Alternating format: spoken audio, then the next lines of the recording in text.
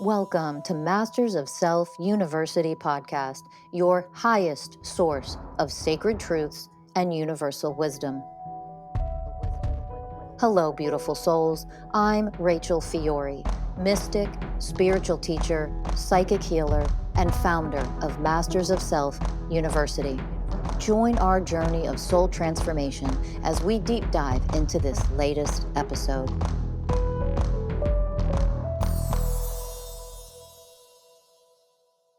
Hello, everybody, and welcome to another episode of Masters of Self University podcast. I'm your host, Ellie Lee. And I'm Morley. And we're pumped today because our psychic healer, spiritual teacher, and CEO of Masters of Self University is here today. Give it up for Rachel Fiori, everybody. Woo! Hello, everybody.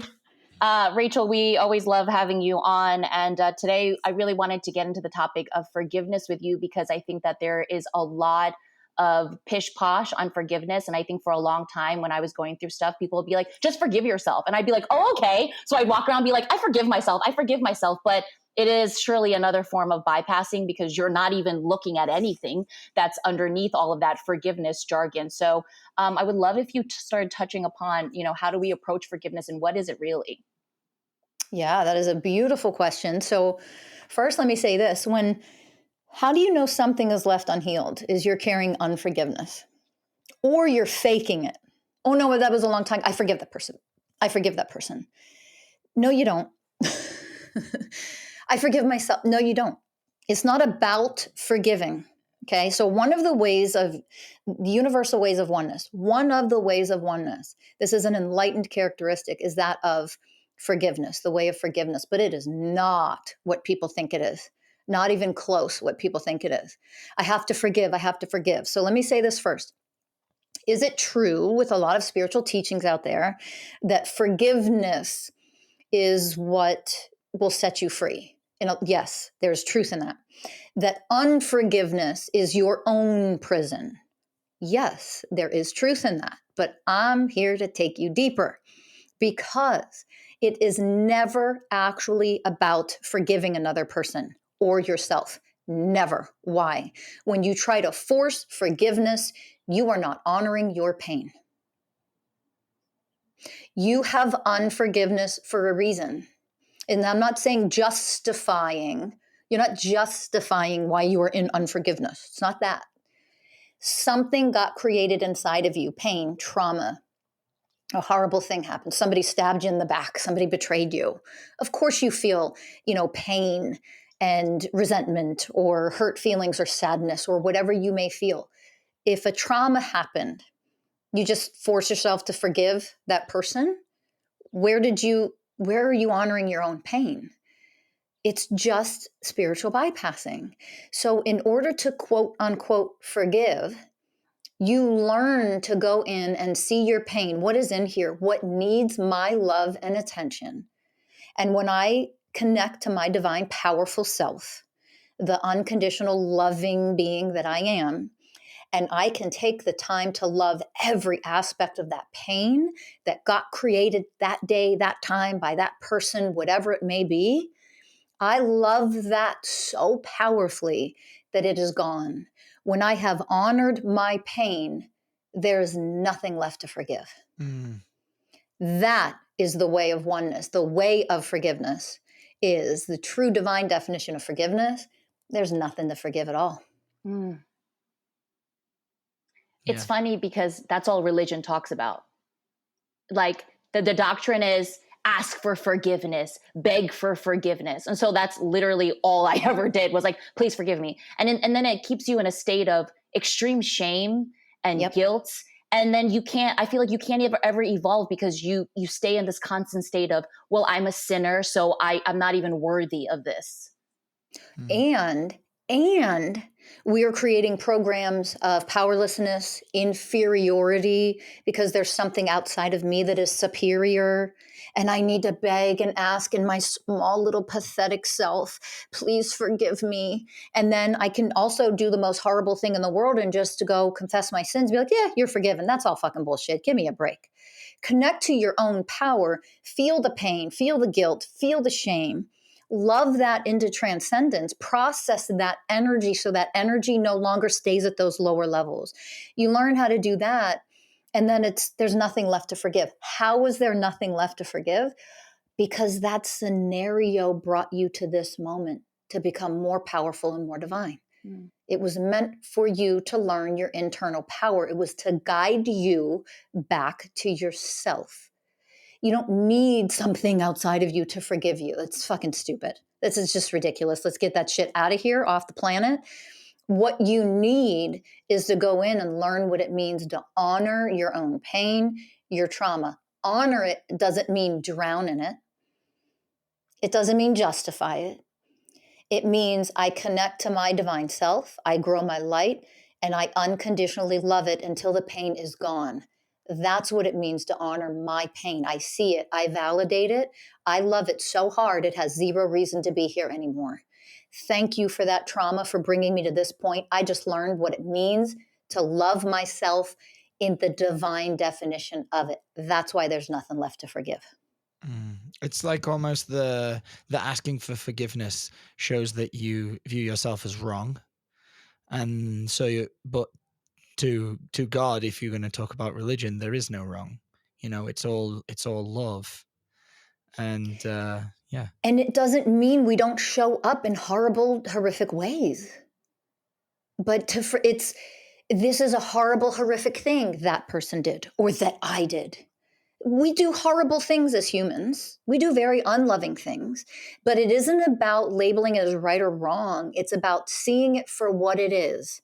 And what did that, horrible thing or unkind or unloving thing create inside of me? Did it create fear? Did it create guilt or shame? Do you see it? That's what I focus on. And I go in and I transcend those things. I alchemize those energetically. Why? Number one, if I was the quote unquote victim of that thing, I'm going to heal and not be a victim anymore. That's why I'm going to become powerful. If I was the person that did that harmful, unloving, or horrific thing to another person, I don't want to be that. I don't want to show up in the world like that anymore. So I'm going to go in and heal that within myself. So that is no longer how I show up to other beings on this planet. You see it? There's a lot of, I know I got caught in this, there's a lot of people out there that fall into that victimness, victim consciousness. What is that and how does it happen and what's the way out? Victim consciousness is the trap of staying stuck in being victimized. So victim consciousness it doesn't mean you were not victimized. It doesn't mean somebody didn't do something terrible. If somebody attacks you on the street and mugs you, you were victimized in that moment. Are you now afraid for the rest of your life to go out in public? That's victim consciousness. You need to heal yourself from that. Step into your power. You see it? It's when we stay stuck in the unhealing, what is unhealed because of being victimized. There's your victim consciousness. It's just being stuck in unhealed shit when I was victimized. You see it? That's what victim consciousness is. A lot of people think it's, I don't feel sorry for myself. I'm not a victim. Oh, except that you think that everybody's out to get you. It's if you're unhealed because of how you were treated or what someone did to you, that's victim consciousness. So you go in and you love yourself and you learn what it means to alchemize those energies to rise out of that. Most people are like, well, I'm a victim, or there's victim consciousness because of how terribly I'm treated. Oh, well, we need to grow up, don't we? You think everybody on the planet's going to treat you nice? There's entitlement there too. We need to grow up. You think everybody treats me nice? You think things are easy because I'm a woman in the role I play? I'm not in victim consciousness. Nobody's inferior or superior to me. You see it? I just do my thing. And I don't use it as an excuse to let's blame and hate all men on the planet because it's 100 times harder for me as a woman, as a spiritual teacher, than it is for the average man. That is bullshit. It doesn't matter if people play those out. I focus on my power. That's what everybody needs to learn how to do. I'm no victim. You see it? That's the difference. So we need to stop making excuses for where we're at. I don't use those things as an excuse because it's harder. That just means I get to become way more fucking powerful. Go ahead and challenge me. I'll just become more powerful and blow y'all away. That is the opposite of victim consciousness. Oh, it's so hard because give me a break. Heal that and step into your power so you can rise above. People who have been victimized actually have way more potential to reach high levels of divine power. Not the victimizers. They don't. And they almost never will, most of them. But the people who have been victimized actually have the greatest potential to reach the highest levels of divine power. So get to it already. Get to it. As you speak, I keep just thinking about my upbringing as a Christian, like hardcore Christian.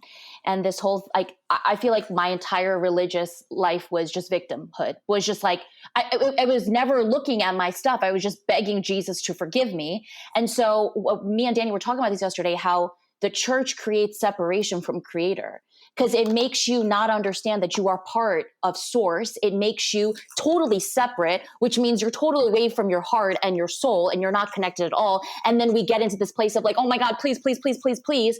And then, we just stay in this very low frequency. And so I don't know what the question is, but I've seen this my entire life. And I see this in all of my friends who also don't understand my journey, because to them, it's like, as soon as I say the words, like, I am God, like I am God experiencing itself in this form, just like God is experiencing it. And they're like, how dare you say that? Like, blasphemy. So offended by that. Yeah. Really? Oh yeah. My mother, I don't want to talk about my mother so much, but my mom too.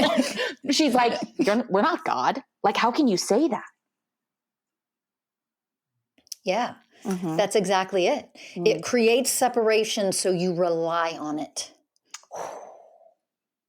It creates separation so you have to rely on the church or rely on the religion or rely on people that know better than you. What do we do at Masters of Self University? What do I teach? The opposite of that. The opposite. The complete opposite, and to step into your own power. Yeah. And to rely on your own self and no one else.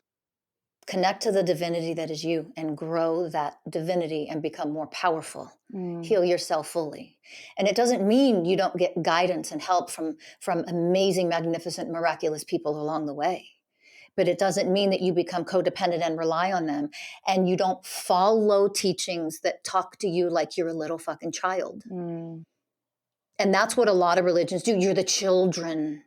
You're the children. Well, a lot of those teachings are, you're small and helpless and incapable. Why do you think we call you children? Even you're needy. Even the term Father, the Father, the Son, and the Holy Spirit, that whole concept that God is a father is creating that separation of he is superior and you are inferior. Yeah. And not to mention, it doesn't even mention females. Right. Exactly. Right. And the funniest thing about it is, what is nurturing energy? What is healing transformational energy? Divine feminine. It isn't even masculine energy that is that. Right? So it's like when you want, please, I want healing, I want forgiveness. What creates healing, transformation, alchemy is feminine energy. And it isn't even fucking mentioned. It isn't even mentioned. It's like there is zero masculine energy that alchemizes and heals. And the ego and the mind will want to be, oh, you're saying it, that masculine is inferior. Get the fuck out of your ego. Rise up, get higher than that. Do more work if that's how you're going to interpret it. I don't have time for that. You learn more and come back, because that isn't the case.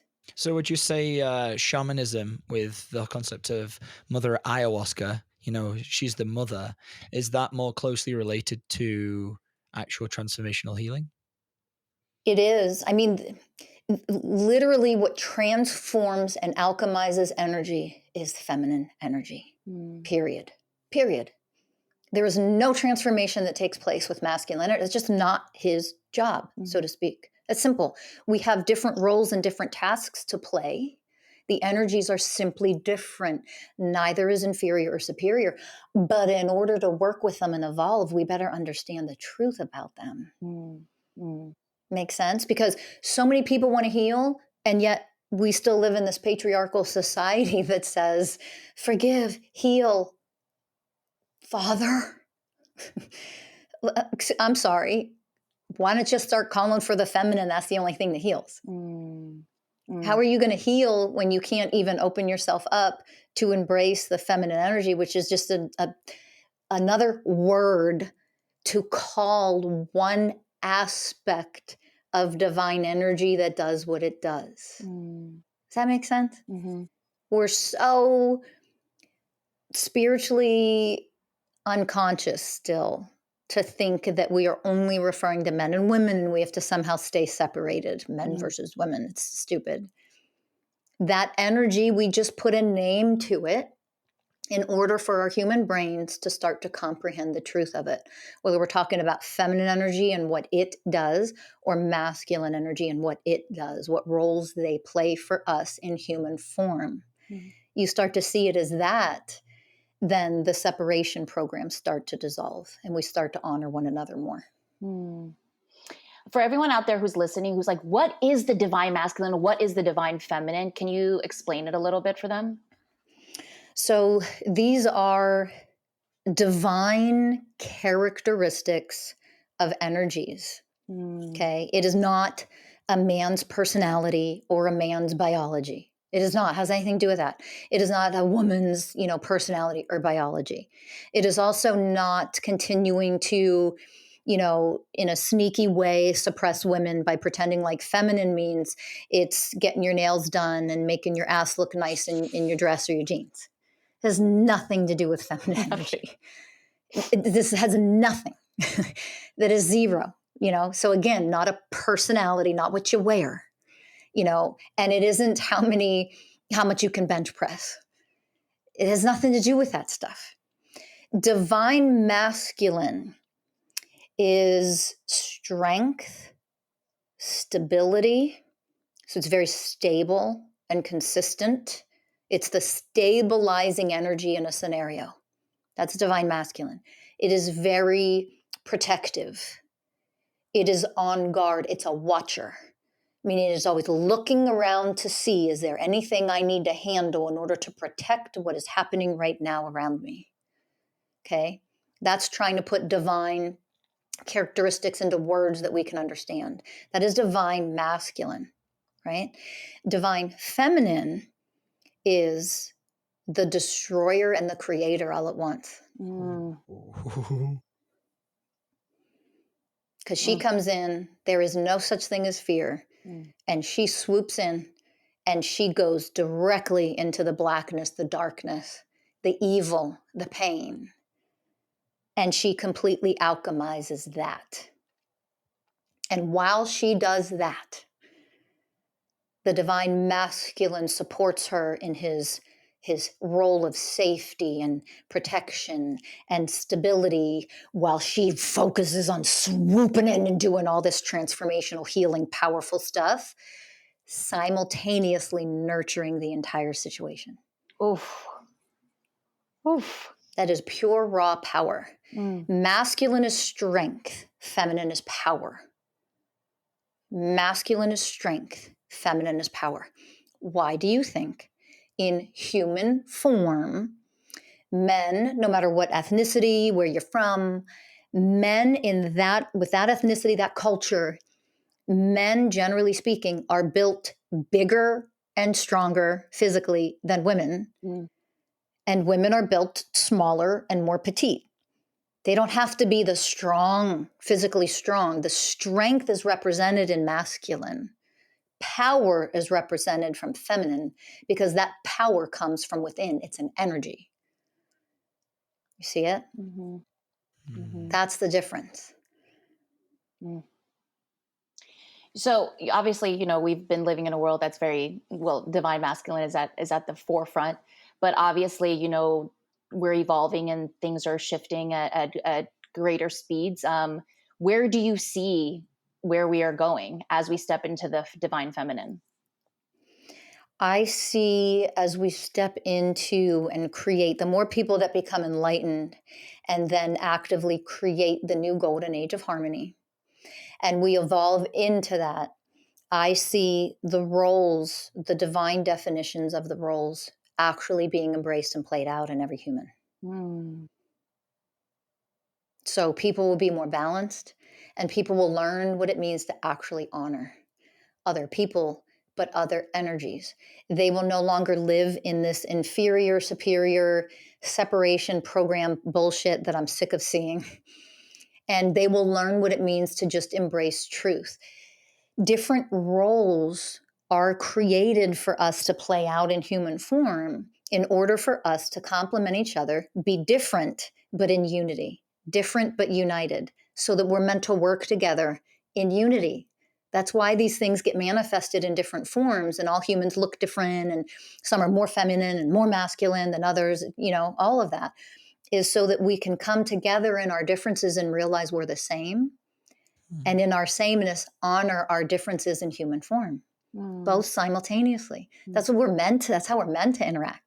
We are one. So if I have the power, and as a woman, as a healer, as a psychic healer, and men, for example, want to come learn, then they have to learn what it means to embrace more of the feminine, because that pure raw power is what heals and transforms. And if you stay too much in that divine masculine, you're a beautiful, safe space for another human being, but how much is going to get healed? Nothing, unless it comes from them. In their feminine, you see it? Mm-hmm.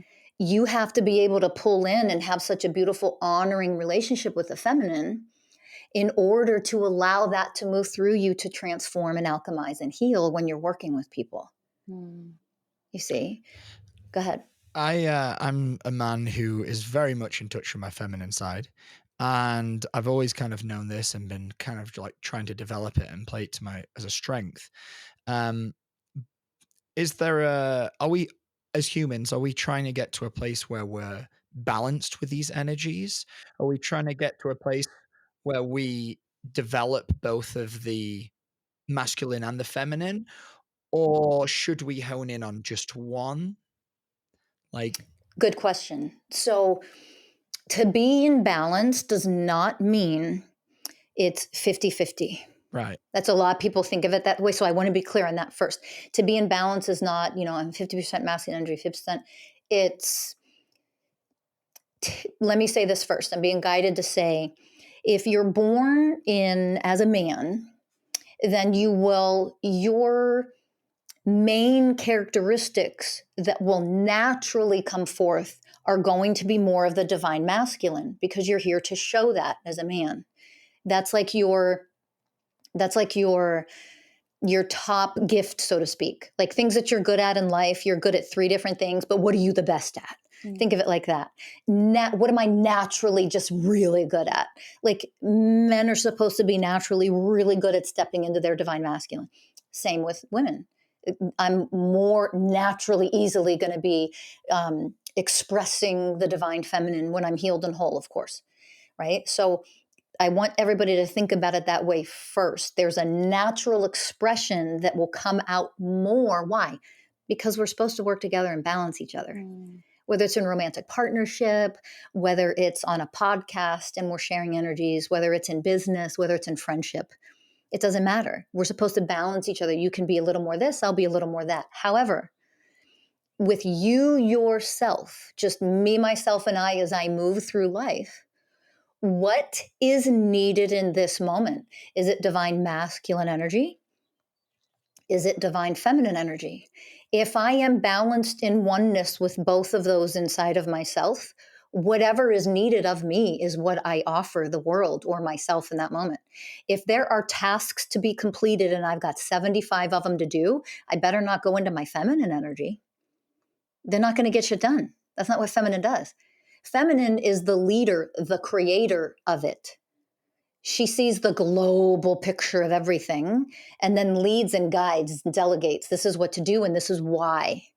She's wisdom. She's sacred wisdom. But if that's all that happened in the feminine energy, nothing would get done and accomplished.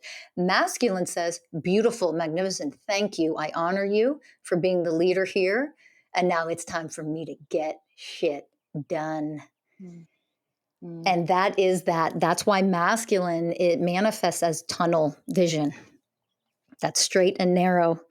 Because if I don't have that quality, I procrastinate. I don't get things done. I never complete things. So how does this translate into relationships? I've noticed, because I definitely have more of a feminine energy, like I'm in touch with that. I have no problem like partnering with more of a woman who's more masculine. And I have noticed as I've healed more of my masculine, it feels like I'm going for now more of a feminine woman. Which is a really interesting thing to observe in just what I'm attracted to and what's attracted to me energetically. Right. I'd just love you to talk a little bit about that. Yeah. So this gets complicated. And I want to say this first. In a few minutes, right here, one time, we're not going to get this. Okay. So I want to make that clear. We're just going to scratch the surface a little bit. The number one most important thing is that you learn how to heal the toxic, wounded, masculine characteristics in yourself, no matter who you are, man or woman, because everybody has both, by the way. And the same for toxic and wounded feminine. No matter who you are, everybody has both. Of course, it's the job of men to really tackle the toxic masculine and heal that shit within themselves. They're going to carry most of that.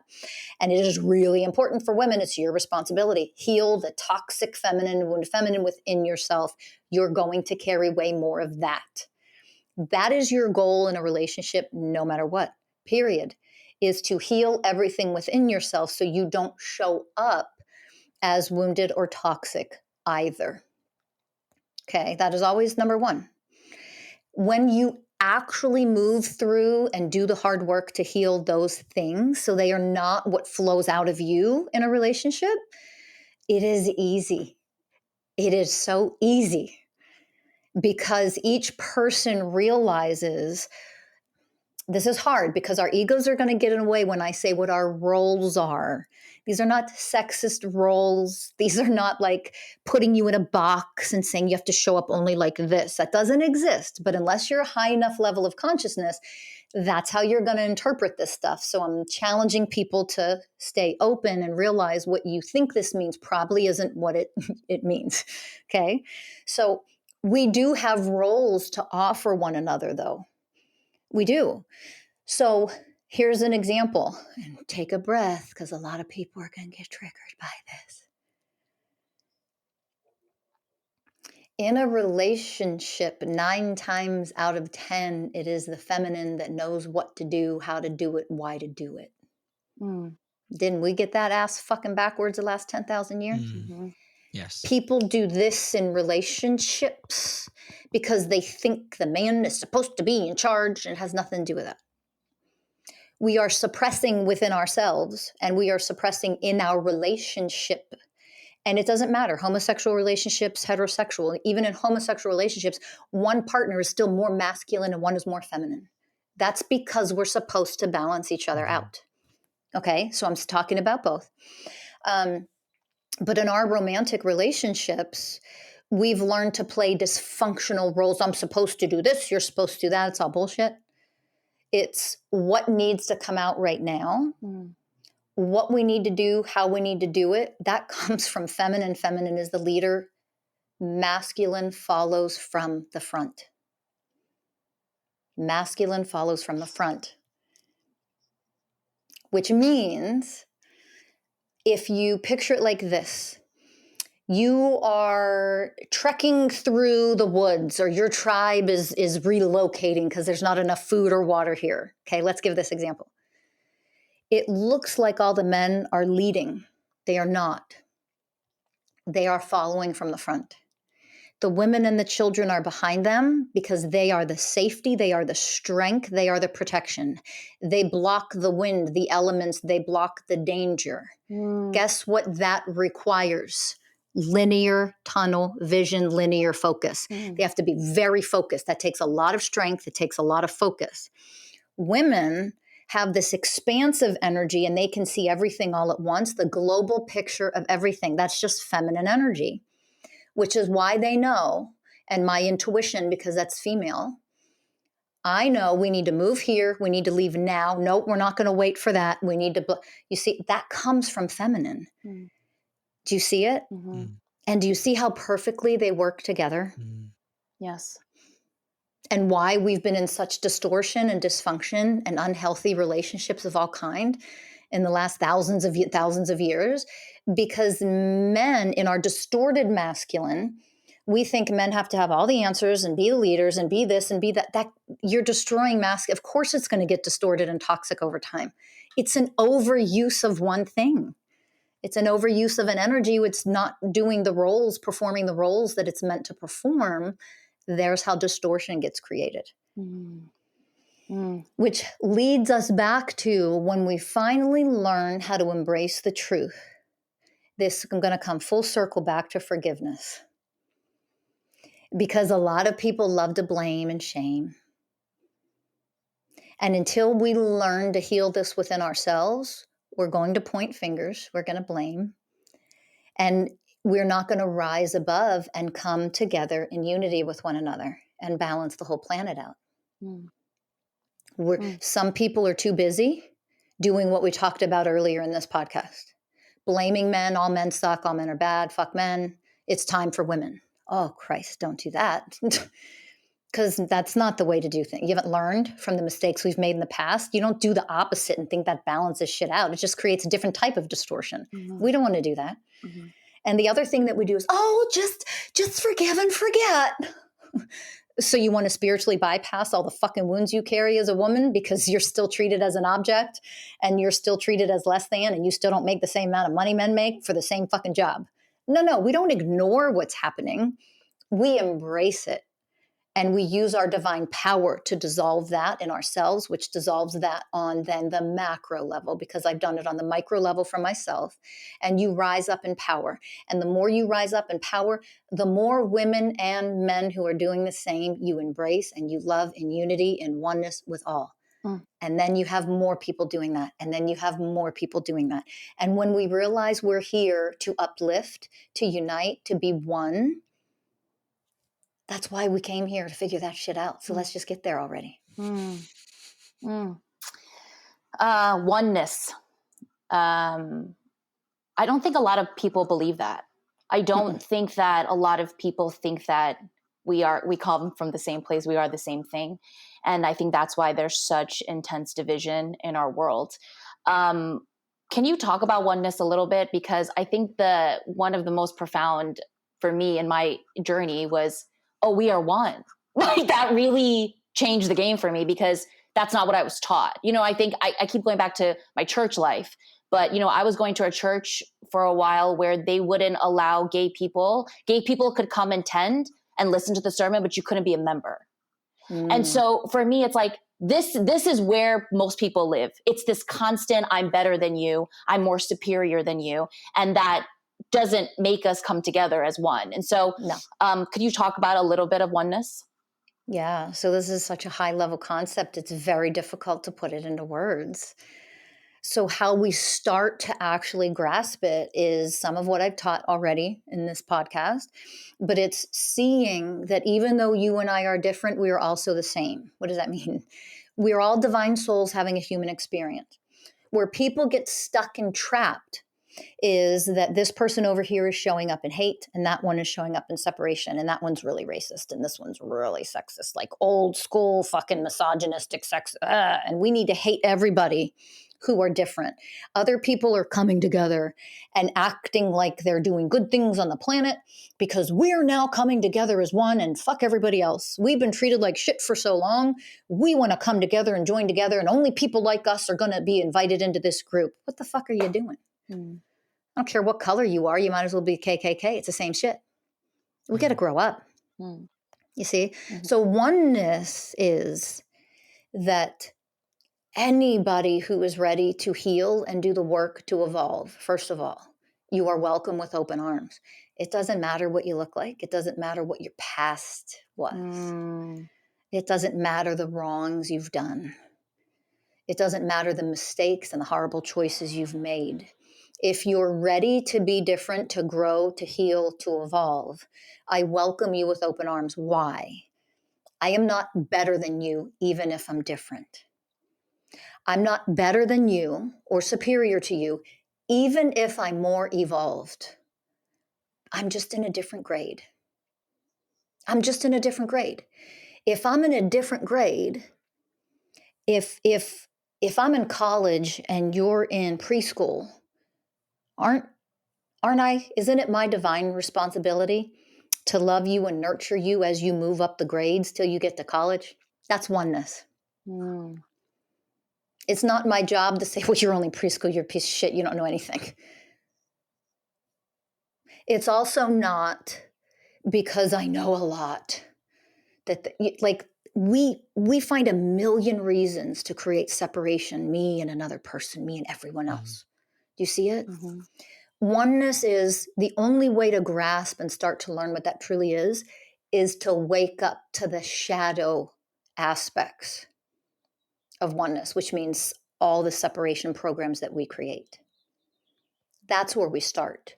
We have to see, how am I creating separation between me and others? Period. End. No matter who they are, no matter where they come from, no matter what their beliefs are. How am I creating separation? And the only way to ever grasp what oneness is to see that I'm judging, I'm pointing fingers, I'm blaming, I'm shaming, I'm hating, I'm holding unforgiveness, I'm resenting. Well, there, separation, separation, separation, separation. Heal that shit. Only then can you start to actually grasp what oneness truly is. Oof. Yeah. I think I can speak for me and Danny when we say that forgiveness is definitely the bypassing, but what it really means to feel it, what it really means to love it, is just a whole different ball game. I don't think people really understand the work that we do at this university. I think a lot of people think that we do all these things that are outside of us to heal, but it is the most profound work because it's just ourselves and it is just the power of love. And I think for me, like, I'm in something new, in a new relationship, and how I want to show up is, I used to always project everything, like save me, validate me, love me, fix everything. And I think this work has taught me that's none of the other person's responsibility. That is completely all my responsibility. And so it makes me approach this love differently because I'm taking radical self-responsibility for me instead of being like, you fix it, you make it better. And I think showing up like that in relationship has shown me, like, this is the work. This is what it is. And how love can literally love, period. Yeah. On the other side of that, I was always the one who, in relationships in the past, who took too much responsibility, trying to make the other person happy. Oh, you're not happy? I need to fix that. Oh, you don't feel love? I need to fix that. And that put an immense amount of strain and pressure on me. And then when I couldn't do it, I would resent the other person and myself. So much came from it that I see now. And now I have the power to be able to say, oh, you're going through something? I'll be here if you need me. Beautiful. Done. What do I you love need it. from me for you to show up? Yes. For me to show up best to you, to support you. But I'm not gonna, I Yes. don't have to make you love yourself or love me or love anything. That's down to you. Perfect. There it is. There it is. Mm-hmm.